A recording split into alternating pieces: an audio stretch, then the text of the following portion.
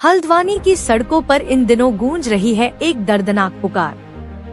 यह पुकार है इंसाफ की, एक मासूम बेटी के लिए जिसकी खिलखिलाहट 11 साल पहले दरिंदगी और मौत की भेंट चढ़ गई थी।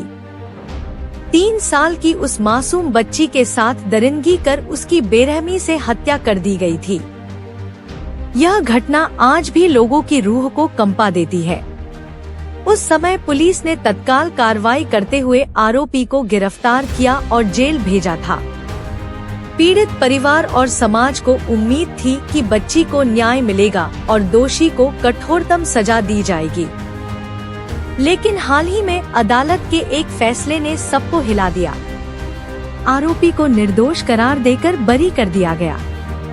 इस फैसले के बाद पूरे हल्द्वानी में गुस्से की लहर दौड़ गई। लोग हैरान और आक्रोशित हैं कि आखिर ऐसी बर्बरता करने वाले को अदालत ने कैसे बरी कर दिया। न्याय की उम्मीद लगाए बैठे परिवार को गहरा सदमा लगा है। शहर की सड़कों पर लोगों का गुस्सा साफ नजर आया। पहाड़ी आर्मी संगठन के बैनर तले बड़ी संख्या में लोग विरोध प्रदर्शन के लिए उतरे। उनके हाथों में तख्तियां थीं, जिन पर लिखा था बेटी को इंसाफ दो, दोषियों को फांसी दो और न्याय व्यवस्था पर सवाल क्यों। प्रदर्शनकारियों ने जोरदार नारेबाजी की। भीड़ ने साफ कहा कि जब तक मासूम बेटी को इंसाफ नहीं मिलेगा, यह लड़ाई जारी रहेगी।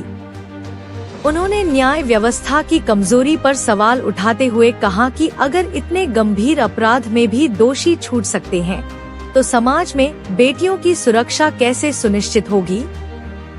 लोगों ने सरकार और प्रशासन से अपील की है कि इस फैसले को उच्च न्यायालय में चुनौती दी जाए। प्रदर्शनकारियों का कहना था कि इस मामले को गंभीरता से उठाकर दोषी को कड़ी से कड़ी सजा दिलाई जाए। सड़क पर उमड़े लोगों का गुस्सा केवल एक मासूम के लिए नहीं था, बल्कि समाज की हर बेटी के लिए था। यह आवाज उन तमाम परिवारों की भी है जो न्याय की उम्मीद में वर्षों से अदालतों के चक्कर काट रहे हैं। हल्द्वानी की गली गली में अब यही आवाज गूंज रही है, बेटी को इंसाफ दो।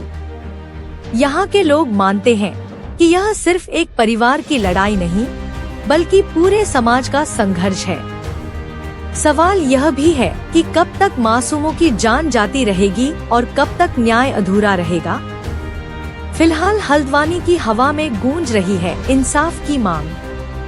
यह देखना बाकी है कि क्या सरकार इस आवाज को सुनेगी और क्या मासूम की आत्मा को आखिरकार न्याय मिल पाएगा।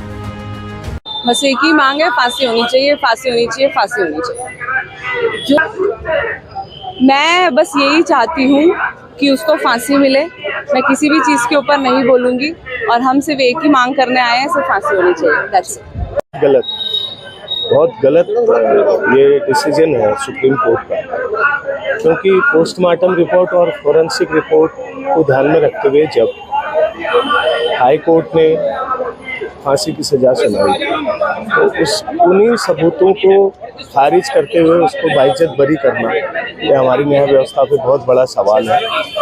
और हम चाहते हैं, हर कोई चाहता है, आज पूरा उत्तराखंड चाहता है कि कशिश को न्याय मिले, और न्याय तभी मिलेगा जब दोबारा से पिटीशन दायर होगी और उस हत्यारे को, उस दोषी को फांसी की सजा। राज्य सरकार से निवेदन करने आए हैं कि आदरणीय मुख्यमंत्री जी इसमें सुप्रीम कोर्ट में बहुत मजबूत पैरवी करें, जिससे कि हमारी नन्ही कली को, हमारी बेटी को न्याय मिल सके, उसको इंसाफ मिल सके। जो 11 साल पहले हल्द्वानी के अंदर जो जघन्य अपराध हुआ था, जिसकी हम कल्पना नहीं कर सकते, ऐसा हमारी बेटी के साथ ऐसा अपराध हुआ था, तो उसको न्याय दिलाने के लिए हम यहाँ पर एकत्रित हुए हैं। मेरा राज्य सरकार से अनुरोध है, निवेदन है, मैं उनसे हर चीज़ से निवेदन करना चाहता हूँ कि वो बहुत सख्त पैरवी करके सुप्रीम कोर्ट में हमें न्याय दिलाएं।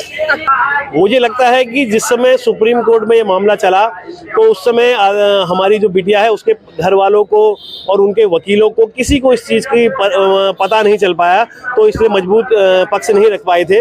तो इस समय उनके पिताजी का भी मैंने कल इंटरव्यू सुना था, तो उन्होंने बोला कि हम अपना भी वकील रखेंगे सुप्रीम कोर्ट में, और कैसे न कैसे जो यहाँ से निचली अदालत से जो फैसला आया है उसको बरकरार रखेंगे। और हम तो वो सोच रहे थे कि उनको फांसी मिले, हम तो चाह रहे थे, हम तो सुनना चाह रहे थे कि कब फांसी का उसका ऑर्डर आता है, हम उसका इंतजार कर रहे थे। लेकिन उस बीच में ऐसा निर्णय आ गया कि जिससे हम लोगों को बहुत शर्मिंदगी महसूस हो रही है। उसके माता पिता को तो कम हो रही है, हम लोगों को हल्द्वानी वासियों को ज्यादा शर्मिंदगी महसूस हो रही है, क्योंकि हल्द्वानी में ये कांड हुआ था, हल्द्वानी में ये वारदात हुई थी।